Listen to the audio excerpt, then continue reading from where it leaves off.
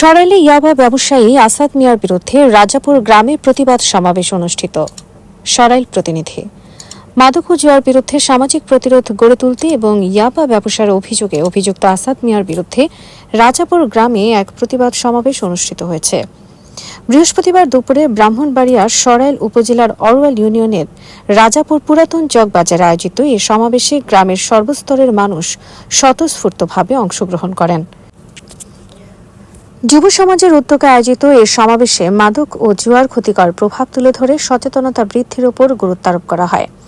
মুসলিম উদ্দিনের সঞ্চালনায় এবং মোহাম্মদ লাল মিয়ার সভাপতিত্বে অনুষ্ঠিত সমাবেশে বক্তব্য রাখেন শায়ায়েত উল্লাহ মেম্বার মাওলানা আব্দুল মালিক, নজরুল ইসলাম জলিল, মাহবুব মেম্বার বাতেন মিয়া, নুরুল ইসলাম, সুলমান, মনির হোসেন, লিয়াকত আলী, মুজিবুর রহমান ও সালাম মিয়া প্রমুখ।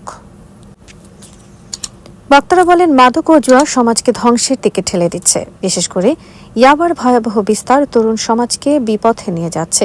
এসব অনৈতিক কর্মকাণ্ড প্রতিরোধে সবাইকে ঐক্যবদ্ধভাবে কাজ করতে হবে।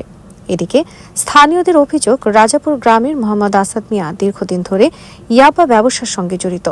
তিনি কিছু বখাটে যুবকদের মাধ্যমে নৌকাযোগে রাজাপুর থেকে ভৈরব উপজেলার মিন্দিপির, সাদেকপুর, কলাপাড়া এবং বাজিতপুর উপজেলার হুমায়পুর, বাহেরবালি ও মাইচচর সহ বিভিন্ন এলাকায় ইয়াবা পাচার করে আসছেন বলে অভিযোগ রয়েছে। স্থানীয় সূত্রে জানা যায়, গত বুধবার রাতে একই গ্রামের মোহাম্মদ নূর ইসলাম রাজাপুর গ্রামের আমতলী এলাকার নদীর পাড়ে আসাদ মিয়াকে ইয়াবা সহ হাতে নাতে আটক করেন। এ সময় ধাওয়া দিলে তিনি দৌড়ে পালিয়ে যান বলে জানা গেছে।